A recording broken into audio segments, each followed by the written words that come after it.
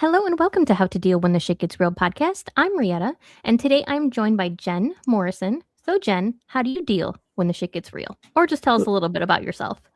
Ooh, that's a loaded question. There's so many ways I deal. But my name is Jenn. I live in Hawaii. I am new to social media, and I just kind of tell my story and talk about being a mom in Hawaii. And my daughter's a competitive dancer. Started a little interview series on TikTok and just kind of taken day by day, whatever comes my way. I'm into my yes era. So I'm trying to say yes to everything. Oh, okay. First of all, I love that. I've been debating doing that this year myself, so maybe this is my sign. I need to be in my yes era Oh, too. yeah, yeah. I don't consider myself like fearless. People have described me like that, but it's definitely not without fear I do things, but the payout at the end for me is always worth more. So I've just decided, instead of kind of listening to the what ifs, maybe I can't do this, I can't do that. I start thinking about how I can do these things and acknowledging it's going to be hard and it's going to be a struggle and it's going to be out of my comfort zone, but is the payout worth it? And normally, 9 times out of 10, it is. So I'm like, let's just do it. Let's try and just see what happens. What's the worst that could happen, Yeah, absolutely. That's fabulous. And it reminds me a lot of, I don't know if you've read Rejection Proof, but that was essentially one of his Yes. main objectives was like, the answer is always no if you don't do it, but Right. you never know what happens if you do. Yeah. Well, I think that especially women as a society, we are, predisposed to think about all of the things that could happen badly. Right. And we're the Absolutely. nurturers and the people that are supposed to protect the family and things like that when it comes to the kids. And so we constantly will think about how it will affect other people, our Sure. choices. And so I've gotten to the point, I'm 47, I'm almost 50, I've lived You quite do a not long, look it, just by the oh, by. sakes. It's the freckles. It's the freckles. And the salt water here in Hawaii. I'm convinced that that's what keeps you young. But yeah, and then I just started thinking, like I want to be an example. I have one daughter. She's 18, and she's about to embark on being her baby adult life, and I wanted to be an example for her. I didn't have that example growing up where it was like, let me just do things regardless of what other people think of me and regardless of what other people um, their opinions of it, and it's coming to the realization that you're not always going to please everybody. But if you have a good heart and good intent, then I kind of have to be okay with that, and I've self-talked myself to be okay with that. And there's so many adventures that I have experienced because I've decided to say yes and because I wasn't scared about the repercussions of another person's perspective of me. Yeah, and that's a big turning point when you just don't care anymore. Yeah, well, and then just being like, everybody's going to have different perspectives if they take the time to get to know me and they take the time to get to know my story, like what you're doing now and what I do on Coffee Talk. What I try and do with the women is to be seen, it's to have a Mhm. moment to hear really where my heart is coming from, because there's small, I've learned in the past 4 years doing social media that you get little inserts of what my life is like, right? I don't share time day in day out 24/7, but I share the highlights of my life and the things that I think would help people, because I feel like I didn't have anybody kind of modeling those things for me growing up. So I had to learn a lot through like hard struggles, right? And I wish I could, man, if we had social media and I could get into an influencer or content creator that was like, yeah, I'm going through the same thing, it would be in a totally different path for me, for sure. Yeah, it's always interesting to think about that because we were and I'm a little younger than you. We were the last generation to grow up without social media. So yeah, it's definitely a big change. Yes. Yeah. And you have everything at your fingertips. You have the good and the bad, right? So, just raising kids, we talk about like bullying and things like that. If there was somebody that didn't like you, you saw them at school, but then home was your safe place, right? You didn't have to see Mhm. them. You didn't have to interact with them. Now social media follows them so that, those words or those feelings from school continue and follow. So, I've had to have talks with my daughter about really finding that grit and being confident in who you are. And sometimes you are the only person that is going to wake yourself up in the mornings, right? And that's Yep. hard. Like I speak on it, but that's not easy for me. And I've spoken on that too, is that my mental health is a work in progress every day. I am in constant therapy. My whole family is, we're not shy about how therapy works and maintaining and whatnot. I sought out therapy because I wasn't modeled the type of parent that I really wanted to be. I didn't know how to be that parent. And I saw kind of the same things happening when my daughter was young, that I was projecting onto her, and I remember being the daughter and feeling those things. And I didn't want her to feel abandoned or unheard, or that I didn't love her, or that I was just a commodity, Of things like that. course. Those are all the things that I felt. And I didn't know how to do that. And so I sought out therapy. There was a domestic violence um, like fair when I went back to college. So I went back to get my teaching degree in my 30s. And so they had it on campus, and the counselors were there. And I kind of approached them. I said, it has nothing to do with domestic violence. I kind of been there, done that. I never went to therapy for it, but that's not what I'm seeking therapy out for now. I am seeking it out to be kind of a better mom. And so we started there, but I've been with my same therapist for 14 years now. I meet with her twice a month, sometimes more, depending on what is going on in my life. Mhm. And we've dove into all of that stuff. Good. I was in a pretty abusive relationship. My very first relationship was very mentally abusive. I didn't know it at the time. I was 19 years old. He was my first boyfriend, lost my virginity to him. He spoke to me horribly. He devalued me, but now as, a 47-year-old mother, I can see that. But I did it at 19. And at 19, I was kind of figuring out life on my own. And the story, but I lost my mom at 15.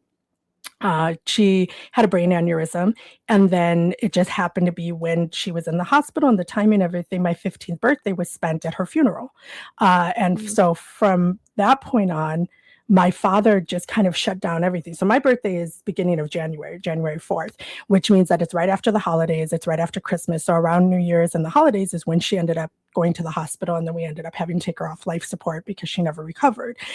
He made me do it. Oh, He Lord. did. He at 15, he couldn't do it. So he brought me aside and he said, you're going to have to go in and talk to the nurses because I can't do it. So I had to make the decision after saying goodbye to my mom to pull the plug, Oh my essentially, goodness. at 15. And I wasn't, I should say, I wasn't new to death. We had many deaths in our family, and I've been to funerals, and I had seen, elderly in the hospital and kind of that process going through it. But this was my mother, and it was very sudden. She was cooking one night, and the next thing I know, the ambulance is taking her away, and then she never came back. And so from that point on, my father just kind of decided that holidays didn't exist. My birthday didn't exist. Anything that happened during that time, that was how he grieved it. That was the love of his life. And there's a certain acceptance that I have found being a mother now, being a parent, and kind of being an adult, that I can understand the grief he went through. The process of his grief was really what affected me, because I was 15, I was an only child, and he couldn't get out of depression. The depression turned to drug use, and I had to leave. I was 17 years old. I graduated high school early. And then, that's supposed to be the time you go to college and you kind of make your mistakes and have your adventures. And then you always have your house to go back to. And I have a house to go back to. So that I was like survival instincts as soon as I left. I went to college. I came back the first year, and he was supposed to pick me up, and that never happened. And then I came back to my house, and there was somebody else living there in the last house that I knew. And in the time that my mom passed away, we had moved probably about 4 times between my junior and senior year. Like, I would go to school and I would come home to a new apartment, or I would go to school and he would pick me up and say, we moved to another apartment. I just didn't know the finances and whatnot, but found out later, my mother, she made 90% of our income. So we lost our house, we lost the cars. I didn't know what repossession of things were. I remember leaving. He was pulling out to take me to school one day. And so I was a junior. I wasn't quite driving yet because I was on the younger side. And there was a tow truck that blocked our way and said they were taking our car. I had no idea. So that was like how I learned what repossessing a car was about, because they ended up just taking stuff, and it kind of snowballed from there. So there was a time frame where it was like, what do I do? Do I become his surrogate wife, which is what he really wanted me to do, and be that emotional support for him like my mother was?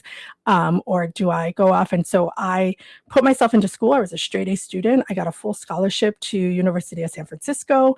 I went to a really small private school, and I kind of just threw myself into any activity that would give me validation after my mom passed away. And I wanted to be the complete opposite of my parents. That was like my goal most of How my did life. you deal with having to, or how did you even feel that it affected you having to carry that weight of being the one to make that decision about your mom?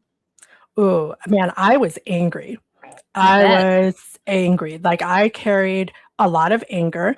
However, I was raised not to show that in public. I was a commodity for my parents. So I did dance and all of these stuff so they could have their pretty daughter come and be like, look what she could do and look at all of her accomplishments. And that was a talking point for them in their social circles.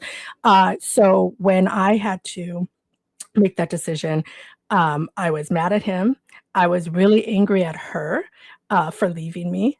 There was so much anger that I carried well into my 20s, that I kind of lived my life like that. And, at the time, I didn't realize it was anger. I was hurt. I knew I was mad at him for making me do it, but I didn't realize the anger that I held for her until I started processing it. Mhm. And yeah, we found after she passed away, we found going through her stuff that she had stopped taking her pills. Oh. She had really, really high blood pressure, amongst other things. Her kidneys were failing, and she had really bad health issues. And she just stopped taking care of herself for a good 2 years. So there was a part of me at 17 years old that was like, well, okay, I wasn't worth taking care of. Like, you stopped taking care of yourself. This could have been preventable. And Mhm. I had to process kind of through all of that, where I wasn't worthy enough for her to want to take care of herself. And that was kind of my mindset. Yeah, and then your dad ended up passing away too, correct? No, my dad is here. But Oh, when I he is. say Okay. so when I say I lost him to depression and drugs. Like, he is Gotcha. definitely, Okay. yeah, he's definitely still alive and a burden in my thorn in my ass. But I was just gonna say, do you have any sort of relationship yeah, with him? But it sounds like not really. yeah, he would like to. Uh, but I don't. I set up my boundaries a long time ago with him, and it was hard. He was a doting father. Like, if you would have met me growing up, he was the dad. Like, he was the one taking all the kids out. I was his only girl. He learned how to do hair. Like, I was in the best dresses. He was like this doting. Like, we were best friends. He was a doting father. He never wanted to say no to me. I was a bit of a spoiled brat, now looking back at it.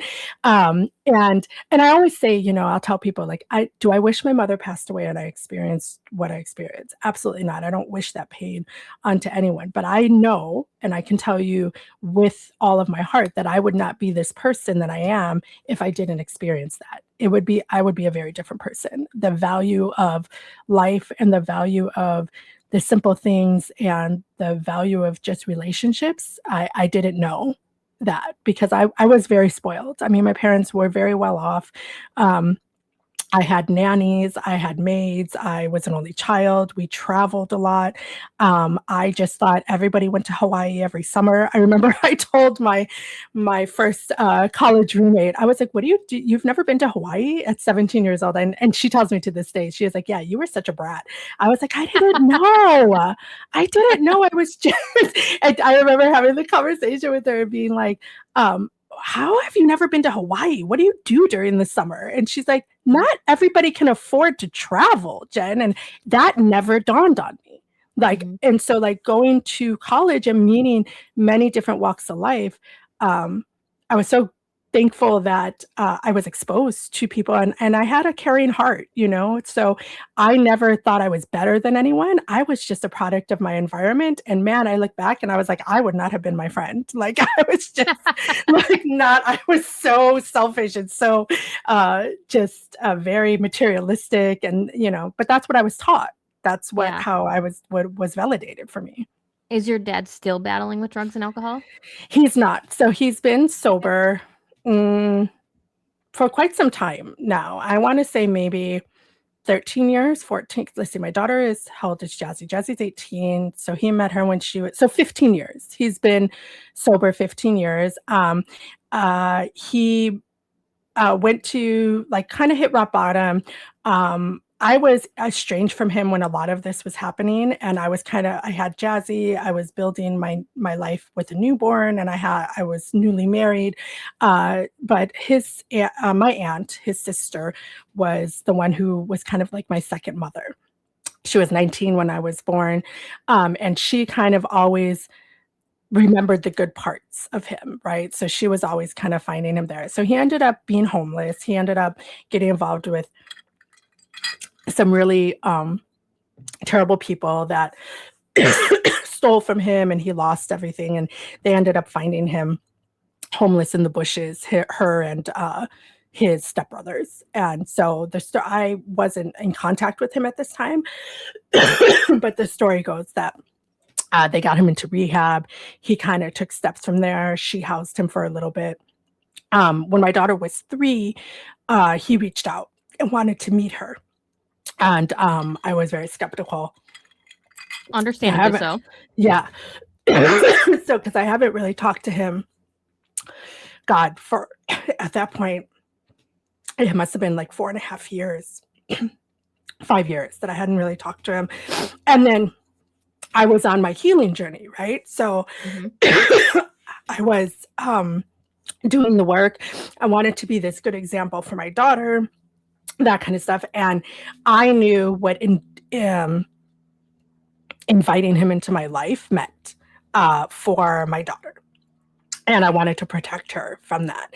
So, but then there's another side of me that's like, I'm the only child. He is my dad. He is like, if there's that obligation, right? And also that obligation, I think this is where the perspective comes into, is people are like, you're his only daughter. How dare, like when I left for college, the family was split. I had aunties telling me that I was a horrible person for not staying home and taking care of my father. Like, how could I abandon him in his time of need? And then I had my aunt who was like, my second mom, saying, I grew up in the house with that man. She was like, he needs to get his butt into gear. She was like, you are not his wife. This is not your future. You take your scholarship and you leave, and I will take care of whatever I need to take care of. And thankfully, that was what I needed. Yeah, because she was like, this is not your life. This is the life that he chose, and he needs to just kind of put his big boy pants on, and I will deal with him. And you kind of go do your thing. So we did for a little bit. He came out to Vegas. He was living in Los Angeles at the time, and I was divorcing. I was in a separation, and we had moved to Vegas to live with my best friend. And I was in a transition era. My daughter was about, I don't know, she was probably only about 1.5 years, almost 2. And that was the first time he met her. And he came, he had a new girlfriend that he had met in AA. And it was just kind of meeting a stranger, for me. That's what it felt like. Like, I had accomplished a lot. I had got through a lot of things in my 20s. I lived in San Francisco in my 20s. I don't think I even talked about this on my coffee talk, but I worked at Joe's Crab Shack for like however many years. I was a waitress and bartender, but I also stripped. So I would work at a Smex club, and I would strip. And so, and people always ask me about that era of my life. And like, did you feel like you had to, like, were you being forced? And I mean, it sounds so bad, but no, like, I enjoyed it. Like, there's not any like negative connotation that came about it. It was like, I started dating the bouncer that was working at that club, and I would go there after hours and wait for him. And I love to dance, and I just started dancing there to pass the time away. And then the owner said he would pay me to do it at events. And if I wanted to, that was the skinniest I had ever been. I've always been like kind of the chunky girl. So there was like this empowerment of me being up there dancing. And I didn't have to do it. I was making great money at the wharf bartending and waitressing, and in San Francisco you could live a life like that because they tip well and you're down at the wharf. And so I would work my whole shift and then work like another 4 hours from like midnight till 4 a.m. dancing because it was fun for me. Oh, good for you. Good for you. I mean, if it made you feel good and it made you feel empowered, then that's all that matters. Yeah. And it's funny when I talk about it, people always want this like sob story. And I was like, it wasn't like that. It was a little different than me. I didn't work though, like in a strip club, where I hear some of these horror stories, and like, I didn't have to do lap dances or do anything like that. Like I was a featured dancer at their events, and, that's what I would do. I would dance at their events and he would pay me a fee to dance and be the entertainment. And so, well, there you go. I mean, and honestly, probably this sounds like it was after your abusive relationship. I bet that was probably actually freeing in a way. So, oh man. Yeah. You went from this abusive, probably very controlling relationship to being able to do whatever you wanted. Yeah, and kind of just owning my body. I was always made to feel like that I was the chunky girl. I was never tiny, tiny small. And I lived in Southern California with like beach bodies all day long, and even at my smallest, I will never be like that tiny, skinny, my body's just not made that way. I'm Italian and Filipino. Like I just have big hips, big boobs. Like I'm even small, I look thick. So I was always kind of like the fat friend. Like I was always the chubby friend, right? And there was always girls that got the guys that I liked weren't interested in me because I wasn't small enough. I wasn't, I was too ethnic. I wasn't ethnic enough. I mean, the list goes on. And then I got with my boyfriend. And after that 4 years of just kind of like, walking on eggshells, trying not to make him mad, trying to just kind of not, he wasn't physical until the last couple months of our relationship. It sounds like. Yeah. And then I started kind of pushing back, and that's when he got physical, because I started saying, I wouldn't want to, like he kept trying to get me pregnant. And I was like, we're not married. I don't want to get pregnant. I like that. I don't want to be a stay-at-home mom. I don't want to, like I have all of these things. And then after like the first 2 times, he decided to pull me out of my bed, and and slapped me around. That's when I left. I mean, he put me in the hospital. He put, like that. And so like after that, it was like, no, I need to get out of this situation. So then going up to San Francisco, now mind you, I hadn't had sex with anyone else. I had been with him. Like that's all I knew. So for me, and just kind of knowing me, I'm a very feral person now. But back then I was convinced that I just didn't like sex. That wasn't for me, because it was so not fun for me. It was not a good experience with him, And so I was convinced that maybe I'm just one of those girls that just doesn't like it. Like it's not going to be for me. And that was completely wrong. So once I started dating, having it in a positive manner, in my 20s, and I'm kind of in being like, now it's of my terms, so I was the one kind of dictating when I would go out on dates and when I would share my body with people. Like there was an empowering feeling of not feeling like I owed anybody that, like being obliged to that I was in control of my own body for the first time I felt in my whole life. And so I lost a whole bunch of weight and not by any means of like I was trying to be a bodybuilder or anything like that. I was just happy. So I was more active and I was free and I was doing, dance classes. And so, yeah, that was definitely a time where I was like enjoying like almost like the dancing, because, you dance in the mirrors there, right? And enjoying seeing my body when I would strip. Like I enjoyed watching myself because I was like, wow, like I never thought I could look like that. I never thought I'd be that girl, I love that for you. I love that you found a new sense of self in such a unique way. Yeah, it was. And I tried to keep it positive. I really went into living in San Francisco and kind of into my 20s with the mindset of that it was only me. Nobody was coming to save me. Nobody was coming to take care of me. Nobody was, Mhm. I couldn't depend on my dad. I came from an abusive relationship. If I was going to be happy, it was going to be up to me. And it was going to Yeah. be, if I was going to feel sexy, if I was going to feel confident, it was going to be up to me.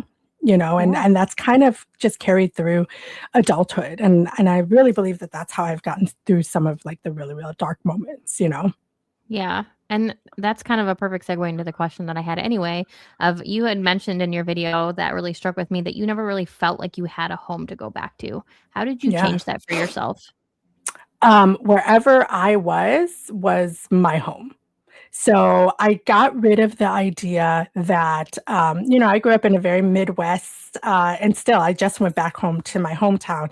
And that's kind of where all those feelings came up, where it's like, the same people are living in the same town. Their parents are living in the same house that we all went to when we were in elementary school and stuff. So Hmm. I grew up in a very, the feeling of the era where it was like, yes, you went off and you could do things, but you always had mom and dad's house to come back to. And that became grandma's house or whatnot. We always had my aunt's house. That was our safe place. Oh, yeah. I And relate to that 100%. I remember when my grandma finally sold her house, because my grandpa had passed away and it was this, my grandma had 7 kids. So it was a big ass house. It was too yes, big for her. yes, But that was the right. house that not only my mom grew up in, all the grandkids grew up in. So it was like this huge deal when she moved And out it, of it. and it's an emotional, like cutting that emotional tie as well. Like your brain tells you, okay, yeah, grandma, this is too big for her. She doesn't need this house. But your heart is like how do I let go of that? Yep, Right. And exactly. so I kind of like where that anger came into, where I was like, this is not fair. Like, I'm supposed to have a house to fall back on. I'm supposed to take my 20s and make mistakes and have, the safety net of my parents, like all the rest of my friends, like if things, they broke up with their boyfriend, they just went back home. I Mhm. stayed in an abusive relationship for 4 years because I didn't have anywhere to go. So I had to like figure out. So once I went through that relationship and I felt so tied to it, knowing that I was unhappy, that's when I just decided that like home is going to be wherever I am. Like I need to make that a safe place for me. And then the way I do that is my chosen family. I'm an only child. So my friends are my family. I treat Yeah, them like same. family. Yeah.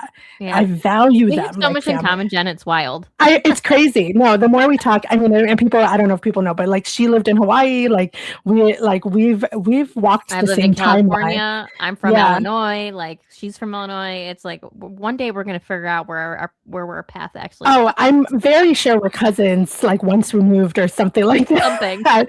Or maybe we were just like best friends in another life and we just had to find each other again. Like I really Something. think that.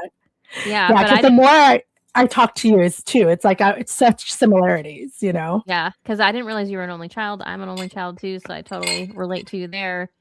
Yeah, where it's kind of like, like I have cousins. I grew up with my cousins, right? And they all, Hmm. and they're close in age. We're all within like 8 years apart, and they're all girls. However, the three of them grew up in the same household, right? So after the gatherings, after hanging out all day, yes, we hung out every day. We had dinner together every day, but I still went back home to my bedroom by myself, at my house where my parents were normally working. I was a latchkey kid. I mean, by 12 years old, I was staying by myself, or I was with my grandmother who was like in her late 70s, 80s, and she was really just there to make sure I didn't burn down the house. Like she was just an adult figure. It wasn't like there was a ton of interaction. I was so independent and so self-sufficient at such a young age because my parents were chasing money. And so any opportunity that they had to work extra hours, my dad had multiple businesses. I remember they did like Amway back in the day, Oh whatever. gosh, I remember Amway. Yeah. So whatever could be the like get rich quick or like make the most money, they were always kind of on that path. And that took precedent. So that took precedent over having family dinners. That took precedent over, me being, I normally would put myself to sleep at night. I would have to console myself if I had a nightmare because a lot of time my mom was a nurse and so she worked nights. She worked overnights. Mm-hmm. My dad had multiple businesses and he was working for the electric company when he first started the businesses. So he would have an apartment downtown, and I would be alone with my grandmother in the house in the suburbs, going to school and kind of doing that stuff. So there wasn't a real I can't remember. And this is some of it may be me blacking out because I felt so abandoned and whatnot. We've been talking about that in therapy, but I don't remember the moments where I felt like my parents were like parenting me, right? Mm-hmm. Like where I felt scared and they were like, it's okay, reassuring, or I felt angry and they kind of tried to calm me down. I was always kind of told not to have these emotions, especially out in public. Like Right. there was a show to put on in public. You were to be the good daughter, and from the outside in, on paper, and even to this day, when I tell people about my upbringing, if you looked at me, you'd be like, there's no reason she should be upset. She has maids, she has all the toys she wanted, she had brand new things, they traveled so much, they had money, like she should be the happiest person. And I am the epitome of you never know what happens behind closed doors. Absolutely. You don't know the struggle and the fights that I had seen or the neglect that I had seen behind closed doors. Well, and that's a great reminder because I think, especially like we talked about earlier with social media, everybody thinks they know somebody just based on their social media, and you really have no clue. Yes. Yeah. I mean, remember, you are seeing what the content creators choose to share for whatever Right. reason, and I'll speak on it sometimes where it's like, like my TikToks are very like sexy or they're very upbeat or I try and empower, other women. But what you didn't see was the struggle it took me to get out of bed, the struggle that the night before where I was like down on myself and a lot of times when I make my content, especially on TikTok, because it's such a different personality over there for me. Instagram is more of like my everyday family vlogs and stuff like that. I was doing that way before I got onto TikTok. But, TikTok is kind of like my alter ego. So that's sometimes I do that because I need it. I need to Yeah. look at it and be like, no, you got this. Like, it's okay. Like, and so I'll go back and record it for myself. There you go. No, I love Yeah. that even more. And just adding on to that, because I feel like you're a big dreamer. I'm a big dreamer. And to those out there who are also dreamers, what would you tell them? Oh, don't stop dreaming. Like, don't stop dreaming. Like, people think that you have to stop at a certain age. Like, I will always say that I never got the book that at 47, I'm supposed to be XYZ. At 45, I'm supposed to be XYZ. And remember that they're dreams, right? So you dream as big as you can and don't be worried about the logistics of it when you're dreaming it. That's what keeps people, I think, a lot. It's like, oh, I would love to do this, and they immediately go to why they cannot. Mm-hmm. Financial, logistics, location, whatever the case may be. Why can't we just sit in a bubble and say no? Like one day I want to own a farm with mini cows and a dog sanctuary. How is that going to happen? I don't know, but I'm going to speak onto it and I'm going to let myself dream about it because when you do that, you are manifesting, right? And I firmly believe this. So you are manifesting, and unbeknownst to you, when things come your way and doors open, you will choose to take that path that's going to lead you to that dream. And I think people sometimes suffocate their dreams as well. Does that make Yeah. sense? Where it's like, No, it you does. you dream something. Let's say, okay, I want to open a coffee shop, and you just focus so much on the success of this coffee shop, so much, and it consumes your day that then, of course, it fails because your expectations are so high of this, right? So I always talk about like I've told you, like I manifested living in Hawaii. I manifested having my daughter at 16, 17 years old. Just speak it into existence. And dreaming is I yeah, like don't close your dreams off. Like that's not just for the kids. Yeah, absolutely. And my listeners have heard me say this time and time again, and I'm going to say it again just because you mentioned it. But Bashar, which I'm not sure if you're familiar with Bashar or not, always Yes. talks about don't worry about the how. So Yes. that's a good reminder to not worry about the Yes. I how. love the char. Yeah. Oh, see, there The you go. Perfect. yeah. Totally. I totally follow Bashar. Yeah. Yes. Don't worry about the how. And that's, I've even had like good friends where I've posted something about, um, I've made a bucket list, right? Many Mm, years ago. And it's like, I'll come back to it and see how many things I had crossed off, and I was like, this is your reminder, make your bucket list. What are the things you want to do? Don't worry about finances. Don't worry about how you're going to get there right now. Just what would be ideal? What do you want to see in your life? And I've had good friends DM me and say, I can't do it because I immediately think I'm not going to be able to afford it. What am I going to do with my kids? How am I going to get there? Like, moving is so scary. And I was like, that's all your fear talking. Nobody asked you how you're going to do your it. ego. I just asked what do you want? Nobody asked for the logistics. Just let your brain go to that place, because that place is when you're like, that's almost like your self-motivation. Yeah. And for me, that's what it was. Dreams were my self-motivation. Whereas like, yep, I don't know how I'm going to get to Hawaii. I don't know how I'm going to have this daughter that I dream of. I don't know how I'm going to own these businesses, but it's something I want to do and we'll figure it out, you know? Yep. I have the same conversation with people too, because they end up in my DMs too to be like, how do you write a book? And I'm like, you sit down on a computer and you write it, or you get out a notebook and you write it. There really is no magic pill or magic story that I can tell you. Like, it is literally just as simple as getting words on paper. Yeah, yeah. And I remember you saying that in our interview, because I've been telling you, I've been trying to write my memoirs and I keep going back, Mhm. and you're just like, just write them, Jen. Just sit down and write them. And I have been, every time a story pops in my head, I just get down and I write what I remember in the story. And it's like turning into this whole like short story thing now, where it's like I have little experts of my life. So instead of it being this long drawn out, novel, it's like little short stories of my life, which is kind of on That's track to how amazing. I live. Yeah. you Yeah, know, that's amazing.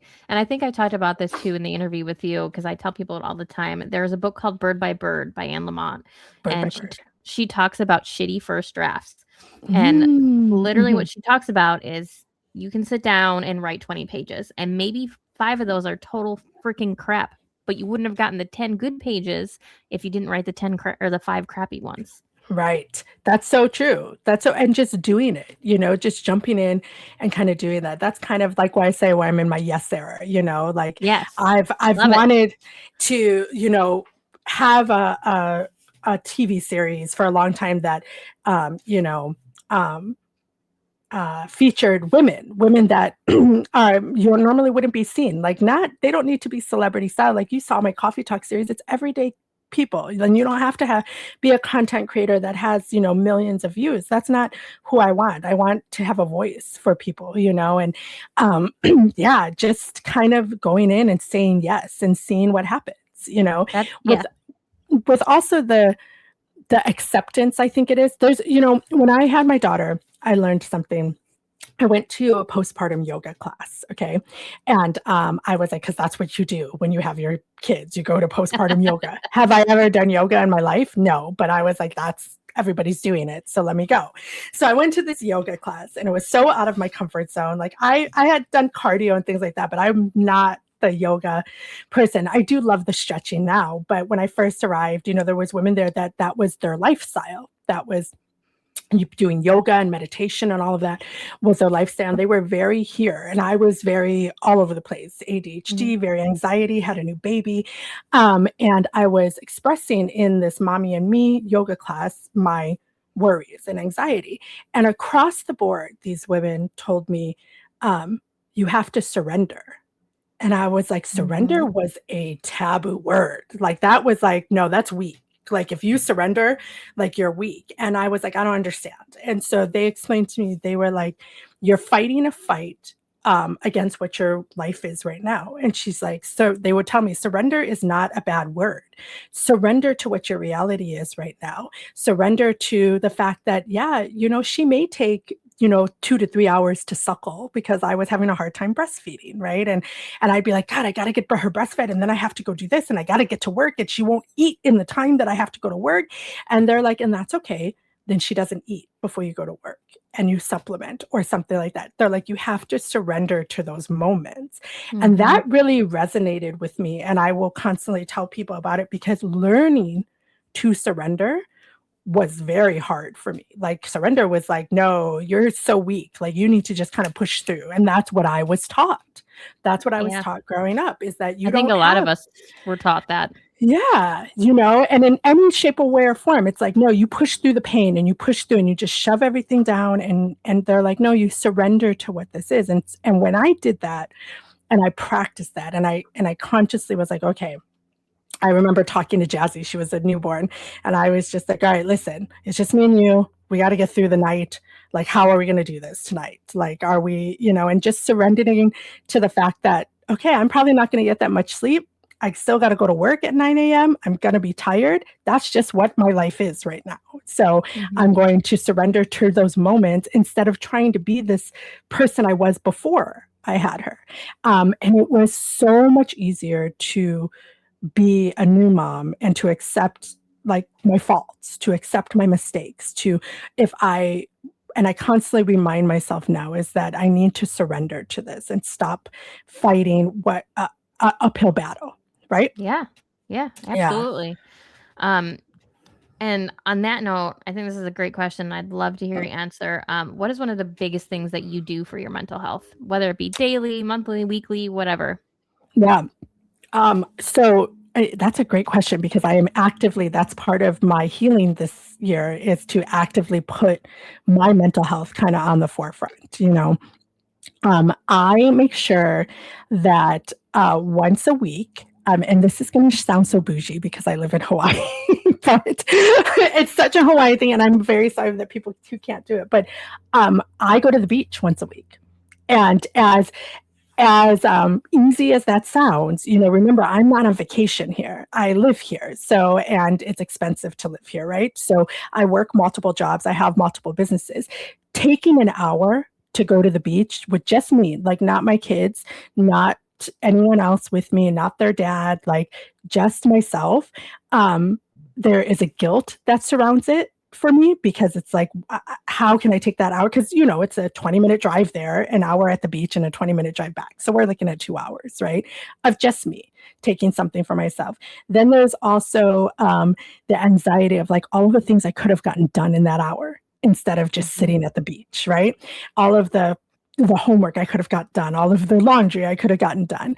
And I've worked with my therapist to take those moments, and that really is it. The beach is my happy place, but it's my happy place when I'm there by myself and I can listen to the sounds I want to listen to. I can sit on the beach. I can read my book. I'm not worried about keeping any children alive. I'm not worried about catering to their dad, or having conversations with anyone.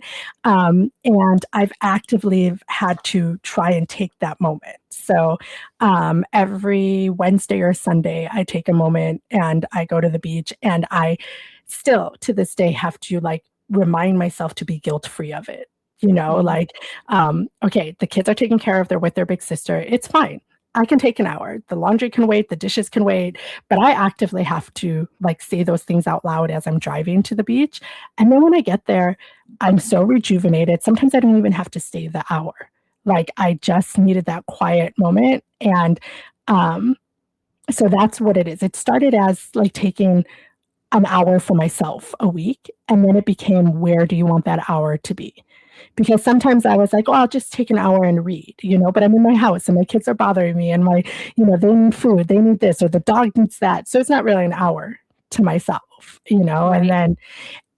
So I know with my therapist, we worked out like, she's like, I want you to draw your happy place. I want you to draw where you go to when you need to decompress, when you have an anxiety, or when you feel like a panic attack is coming up. She made me draw it like a kindergartner. I was like, I can just tell you. She's like, no, I want you to draw it. I want to see what it looks like. And I did with markers and crayons, and I drew a beach, and she was like, who's that? And I said, that's me. And she's like, you're the only one on the beach. I was like, yeah. I was like, because that's my happy place. And she's like, when you go to the beach, are you the only one on the beach? And I was like, never. Like never. I'm always with my kids, or I feel like I can't go by myself, so I'll call my friend and be like, hey, do you want to come to the beach with me and hang out? Because she may need it, right? So I'm thinking about how she needs it. And so this year I've actively been trying to take that hour for myself to kind of check in with myself and check in with my thoughts and decompress. No, it's so funny you mentioned that because I literally just talked to my therapist yesterday, and I don't remember what exactly we were talking about, but I told her how I used to be that person that like I could work all day, do the laundry, cook dinner, make the bed, work out, shower, and still at the end of the day I'd be like, man, I didn't do enough today. And Yes, she was like, what? And I was like, yeah, right. I used Because to you do that didn't to get done myself. the one thing that you thought you were going to get done, right? Like Yep, I always have like, oh, I forgot to call the doctors. I didn't get that. Like I'm yep. unaccomplished. And she was like, yeah, no, we're not doing that anymore. I was like, no, no, no, we're not doing that anymore. But Yes. I totally relate to the beach because when I lived in Hawaii, my happy place was going shelling, was going to Oh look for shells. yeah. I would drop my son off at school and I'd go because, usually in the morning it's low tide So and I'd tired. go Yeah. and I'd look for shells. Yes, and that's so like therapeutic because people are at work. It's less people at the beach. That's why I like to go on Wednesday or I go on Sunday mornings when everyone is at church. Yeah. And I always tell people like everybody has a different perspective of church. Like going to the beach, dancing hula, that's my church. That's where I Mhm. feel like all the things that you feel when you go to church or when people explain how they feel when they go to church. Is what I feel when I go to the beach and when I dance hula. So I always tell people that I correlate that with going to church for myself. There you go. I love that. That's Yeah, beautiful. I also love that shelling kind of challenged my mind because I know like shelling in Hawaii is not like it is in Florida where you just walk no, and pick walking up into shells. like no. You have to work for them shells. There's so many people that I met that there's like, oh, there's not shells in Hawaii. I'm like, there are shells. You have to work for. Yeah, you got to work hard. It's not walking down the beach and like, oh, there's a whole bunch of shells here. You have to know where to go. And not only Mhm. are you working for shells, but you're working. Your competition is all the organisms and all the life, sea life that is, living in the tides because they're taking those shells too. So trust me. Yep, exactly, uh, exactly. So, what is one final thing you would like to leave with my listeners? oh man, even in your darkest hours, okay, even if you feel like this is the day, I can't wake up, this is just it. It's the straw that, the last straw on my back. I can't do it. Um, Remember that you weren't always in this place. This dark place wasn't where you were born into, it wasn't where you were before. And there is an after. And sometimes it's hard to see that after. And sometimes it's hard to remember the place you were before you were in this really dark place. So when I get in those moments, I try and to remember the after is coming. The best scenario I could say is my therapist says, you're a mountain climber. And I was like, I didn't understand what that meant. And she said, okay, you have two people at the bottom of a mountain. They're looking up at this mountain. She's like, the person next to you is like, Jesus, it is so steep. How are we going to get up there? Like, there's no way we are going to fall. We're not going to make it by dusk. Like, so many reasons why we should not do this. She was like, you look at that mountain and go, don't you want to see what's on the other side? Don't you want to see the summit? Like, that's all you're worried about. So you will go through the obstacles, you go through the hard time because the end part is what you're looking at. So when I'm in those moments, like try and remember the after. Try and remember that this is only a season in your life and somehow you will get through. Oh, I love that very much. That is a beautiful metaphor, and I don't know all the fancy words that I can't think Yeah, of right right. I now. don't know. Like that was the best way for her to describe it to me because I used to No, get so frustrated, and she was like, "No," she's like, "You are a mountain climber." She was like, "You want to see the summit. You want to see what's on after it, and you don't care what we have to go through." Because that's what drives you. Is it going to be hard? Are we going to get stuck with thorns? Will we not make it before sunset? Probably, but you don't worry about that stuff. And I was like, it's true. Like I want to see the good things after. So, and yeah, that's the hardest part is to remember that this is just a season for yeah, you. absolutely. And then Jen does these amazing interviews on TikTok. She interviews all these amazing women. And you're going to start those interviews up again. Where can we watch and tune into your interviews? Yeah, so you can find me on TikTok. I'm under Hawaii Dance Mom is my channel on TikTok. I do have it's called Coffee Talk with Jen. I also have that channel where I post the interviews. Right now, we're building the following on that channel, so my interviews are filmed on my main channel. And if you're interested in coming, you don't have to be some big celebrity. I just hold space for you to tell your story, just like Rihanna's doing right here. I do the same thing on TikTok, and it's just there to let you be heard and let you be seen. And I love meeting new people. So that will start up after Mother's Day again, and you can find me over on TikTok. See, that's another way we cross paths because that was the whole reason. Well, that's not how the podcast started, but it's what the podcast turned into, is giving people a voice and to let people know that they're not alone in their struggles and that there is light on the other side. Yes, I know. I love it. I love the title of your podcast because I was like, girl, tell me about it when shit gets real. This is how we all handle, because everybody has different shit we got to deal with. So yeah, that's how we handle it. We handle it in Jonathan Cain. yes, that's how we came across, and following a content creator. I mean, what we like, who would have thought, this pretty sexy dancing man on TikTok kind of brought all these women together. And that's kind of where it spawned too, is the coffee talk is, I didn't know these women. I wanted to know them. I wanted to know their story. I wanted to know just what makes them tick, what makes them happy. And sometimes, like I said, women, we live through a society where we are taught to be unseen and unheard and not to speak up, and to have a community that is like, no, what your story is, no matter what it is important. So yeah, that's kind of where I wanted to be.